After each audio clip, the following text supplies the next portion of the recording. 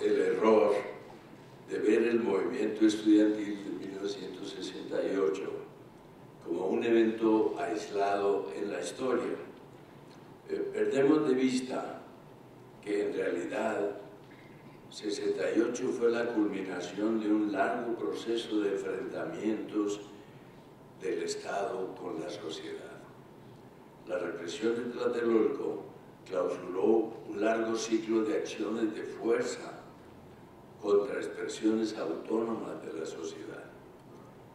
Entre 1940 y 1968 se reprimió sucesivamente a los obreros de la industria militar de 1942, a los estudiantes politécnicos ese mismo año, a los trabajadores ferrocarrileros en 1946, a los mineros de Nueva Rosita en 1950, a los estudiantes politécnicos en 1956, a los empleados de telégrafos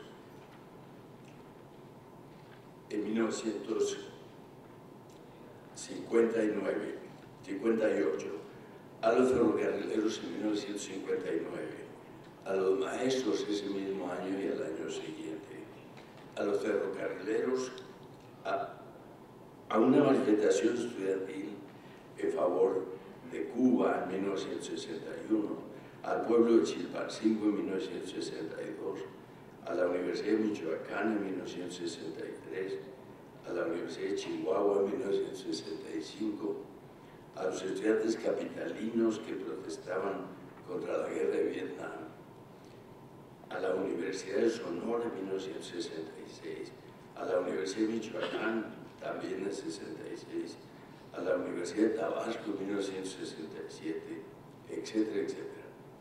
En realidad, el Estado de la Revolución Mexicana transitó de la era de los caudillos a la era de las instituciones, convirtiéndose en un régimen con una amplia base social, pero que era al mismo tiempo estatista y autoritario. Este régimen no era totalitario, no estaba cohesionado por una ideología unificada, ni escrutaba la vida privada de sus ciudadanos, ni ejercía un reinado de terror como en Alemania, la Alemania de Hitler o la Unión Soviética de Stalin. No, pero el régimen mexicano perseguía y aplastaba cualquier expresión política independiente y se sustentaba en un partido oficial que poseía una estructura corporativa con pretensiones totalizantes, una estructura que integraba a las masas organizadas del país dentro de sus sectores, campesino, obrero, clase media, militares, jóvenes, empresarios. Pero sí se le puede comparar con otro régimen. Si se le puede comparar con otro, el régimen mexicano evoca en no pocos aspectos al régimen soviético, sobre todo por el peso de la burocracia. No olvidemos que desde 1940 México conoció un proceso exitoso de industrialización acelerada y que la prosperidad de la economía reclamaba sobre todo orden público y control en los sindicatos.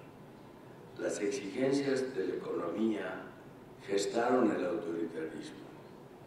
El Estado además controlaba la educación y a través de ella se transmitía a la población nacionalismo, apoliticismo, obediencia a la autoridad, culto a la figura del presidente, como lo demostró Segovia en su estudio de 1975.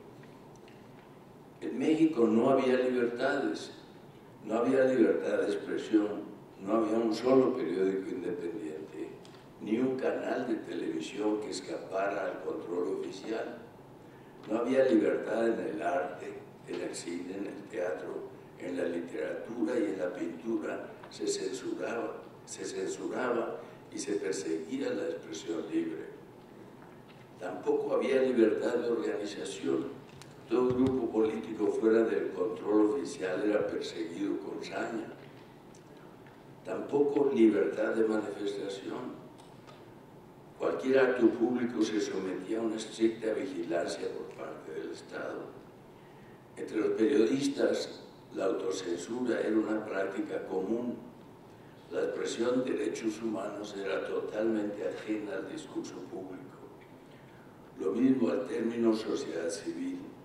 Sin embargo, en los años 60, la sociedad cambiaba aceleradamente bajo el impacto de la educación, la urbanización y el desarrollo de los medios de comunicación. Para 1968, la televisión comunicaba a los mexicanos y conectaba al país con el mundo. Todos estos cambios abrieron grietas en el sistema de control. En las décadas 40, 50 y 60, en la sociedad crecieron expresiones libres, independientes. Esto sucedió en el arte. Otro tanto ocurrió en la academia. En las universidades autónomas prosperaron corrientes críticas y doctrinas revolucionarias como el marxismo. En esta sociedad enclaustrada y reprimida surgió el movimiento estudiantil de 1968. Fue una bocanada de libertad. Entre los jóvenes se multiplicaban las manifestaciones de rebeldía a través del rock and roll, de la música de protesta, de la indumentaria estilo Rebelde Sin Causa o estilo Pachuco, el pelo largo, la actitud irreverente y desafiante, etc. 1968, ser joven era casi un delito. Esto no es solo un dicho. En los barrios la policía realizaba periódicamente persecuciones, se le llamaban racias contra las pandillas juveniles y se daban otro tipo de agresiones que traté de documentar en mi libro 1968, El largo camino a la democracia. En ese contexto de autoritarismo y creciente conciencia crítica, estalló la protesta estudiantil. El disparador del conflicto fue, como se sabe, un enfrentamiento entre estudiantes y policías que fue seguido de una protesta contra los excesos policíacos y, de manera esencial, de la intervención inopinada, desproporcionada, torpe, casi inexplicable del ejército que ocupó la preparatoria la noche del 29 de julio. Desde el inicio, los estudiantes del IPN de la UNAM reaccionaron en contra de la violencia policíaca y militar. En las escuelas hubo asambleas y se declararon huelgas. Por su parte, ante la flagrante violación de la autonomía universitaria, el rector de la UNAM, Javier Barros Sierra, convocó a realizar diversos actos de masa en defensa de la autonomía universitaria y de las libertades. De esta protesta, las tropas se retiraron de los recintos escolares. Enseguida, los estudiantes tomaron la iniciativa, organizaron el Consejo Nacional de Huelga, levantaron ante el gobierno un pliego de 6 demandas: libertad a presos políticos, derogación del delito de disolución social, destitución de los jefes de la policía, desaparición del cuerpo de granaderos, indemnización a las víctimas y deslinde de responsabilidades. Y publicaron un texto con este mensaje: los últimos días, decía el manifiesto, han sido de angustia y tensión para el pueblo de México. La violencia y la agresión asaltaron al IPN y a la UNAM. Esta situación fue desatada por la conducta histérica y absurda de un cuerpo policíaco a todas luces antidemocrático, desprestigiado e irresponsable por sus continuos atropellos a la población. Por lo mismo, no inspira ni tiene autoridad moral para imponer orden alguno. Los estudiantes no hemos hecho otra cosa que oponer la razón a la violencia de la cual hemos sido objeto. La libertad está cada día más reducida, más limitada, y se nos está conduciendo a una pérdida total y absoluta de la libertad de pensar, de opinar, de reunirse y la libertad de asociarse. Los estudiantes estamos hartos de las calumnias y campañas de mentiras por parte de la gran prensa nacional, la radio y la televisión. Estamos cansados de este clima de opresión. Evidentemente, estas situaciones conducen en todos los sentidos a un atraso progresivo del país. Queremos subrayar que la razón y la cultura siempre se imponen a la barbarie y a la opresión. Galileo se impuso a la Inquisición y al oscurantismo. Joliot-Curie se enfrentó valientemente al régimen fascista. Belisario Domínguez combatió la usurpación y la opresión y nos dejó un ejemplo de firmeza y valor civil. Nos consideramos herederos de la mejor tradición de defensa y desarrollo de la cultura y la justicia y exigimos garantías jurídicas suficientes para todos los participantes en este movimiento.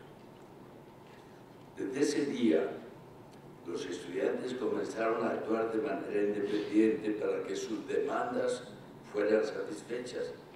Exigieron que la solución al conflicto se diera por medio de un diálogo público.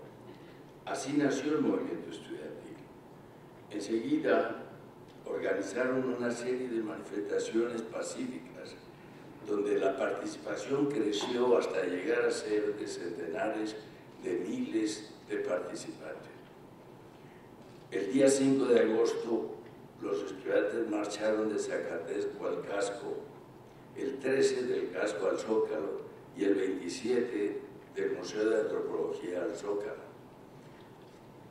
Desde su inicio, el movimiento buscó el apoyo de la sociedad a sus demandas. Fue en este sentido un movimiento iluminista, una minoría iluminada que convocaba al pueblo a seguirla.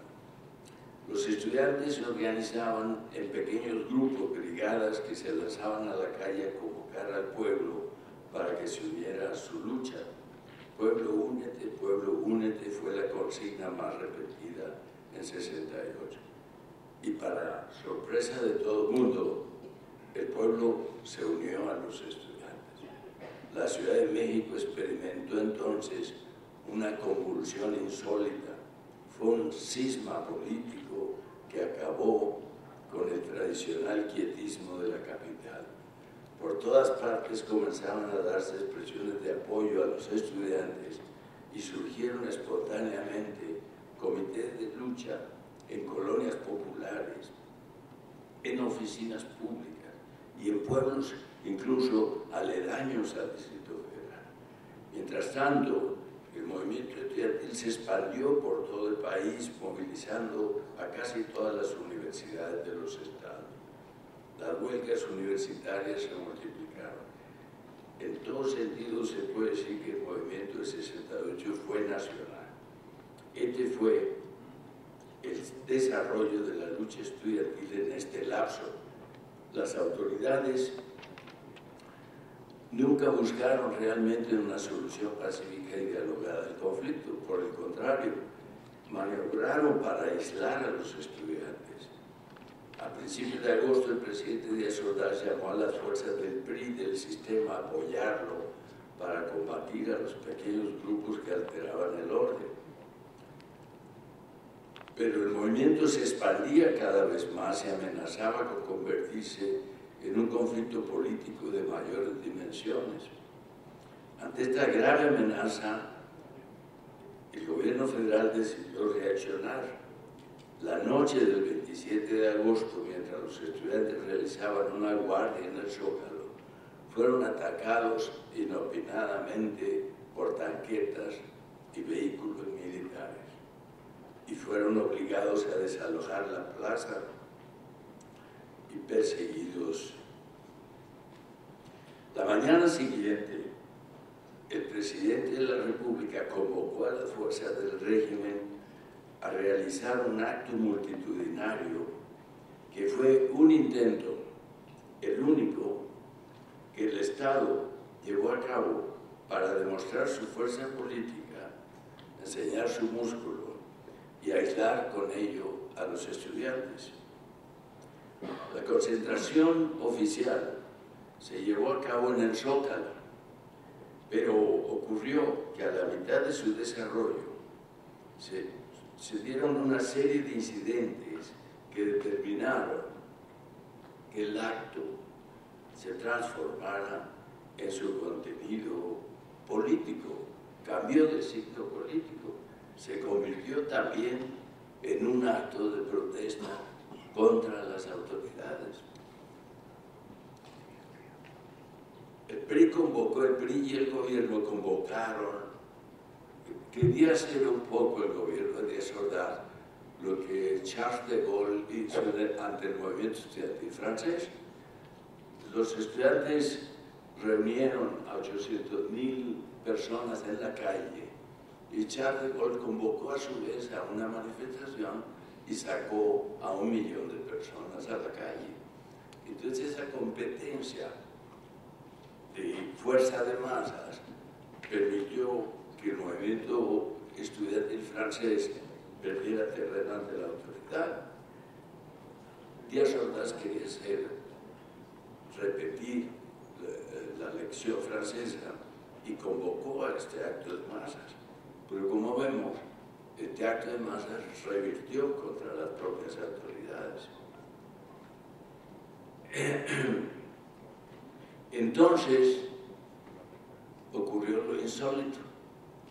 El acto de masas oficial fue reprimido por el ejército. O sea, el propio gobierno mandó al ejército a disolver la manifestación que había convocado el propio gobierno.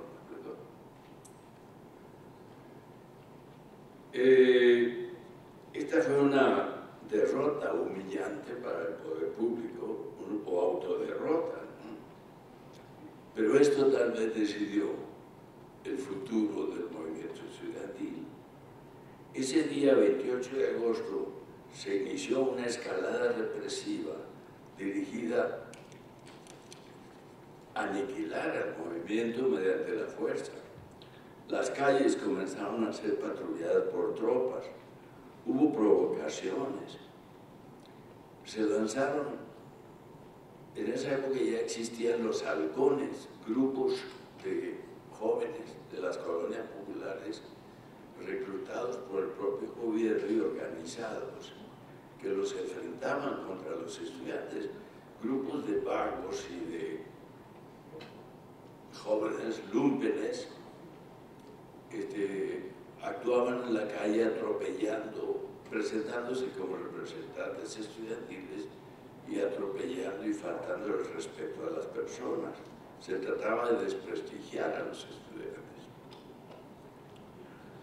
Se inició la persecución de las brigadas estudiantiles. Se lanzaron rumores que trastocaron el orden de la ciudad.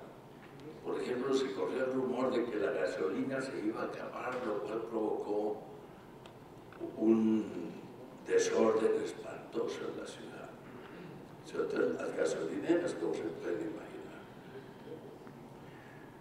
En su informe anual, el 1 de septiembre, el presidente lanzó una feroz filípica contra los estudiantes, pero en medio de este clima represivo y siniestro, el Consejo Nacional de Huelga tuvo la audacia de convocar en septiembre del 13 a realizar la manifestación silenciosa.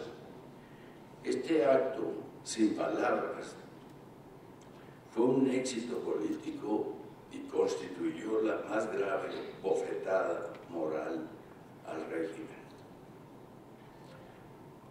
En un ambiente adverso de persecución y de terror, el movimiento estudiantil había demostrado sorprendentemente que todavía tiene una gran fuerza. Pero el plan represivo no se detuvo. El 18 de septiembre la ciudad universitaria fue ocupada por el ejército y enseguida en la prensa se lanzaron una serie de ataques muy sucios contra el rector de la UNAM, tratando de hacerlo responsable de los desórdenes estudiantiles. El rector renunció, pero los estudiantes manifestaron su apoyo a Barrosierra. La renuncia finalmente no fue aceptada por la Junta de Gobierno. El ejército se retiró de Ceú el día 30 de septiembre y por un momento pareció que habría causa de esperarse en el conflicto, pero no fue así. 2 días después, el CNH realizó un mitin en Tlatelolco al que asistieron aproximadamente 10.000 personas. El mitin era un acto pacífico en el que participaban, además de estudiantes, vecinos de los edificios aledaños, familias enteras, mujeres, ancianos, niños. Cuando el mitin estaba a la mitad de su desarrollo, fue rodeado y atacado a balazos por soldados y policías. Muchas personas, probablemente, en mi estimación, entre 100 y 200, murieron. Hubo centenares de heridos, se detuvieron a cerca de 2.000 personas, entre ellas numerosos líderes del movimiento estudiantil. 10 días después se inauguraron, como todos ustedes saben, los 19 Juegos Olímpicos. La masacre de Tlatelolco fue un golpe brutal que tuvo efectos destructivos sobre el movimiento estudiantil, pero las huelgas solo se levantaron hasta finales de noviembre y el CNH se autodisolvió el 4 de diciembre. Así terminó el movimiento estudiantil de 1968. El movimiento de 1968 fue muchas cosas, fue juego, fue fiesta, ejercicio de autoafirmación, construcción de la personalidad propia, explosión de libertades, lucha, afectos, sexo, romance, guerra sucia, engaños por parte del Estado. Hubo en las filas estudiantiles provocadores, porros, pícaros, vagos, pero sobre todo el movimiento estudiantil de 68 fue un movimiento político, ciudadano, que luchó por la libertad y la democracia. Fue la política, no el relajo, lo que dio identidad al movimiento.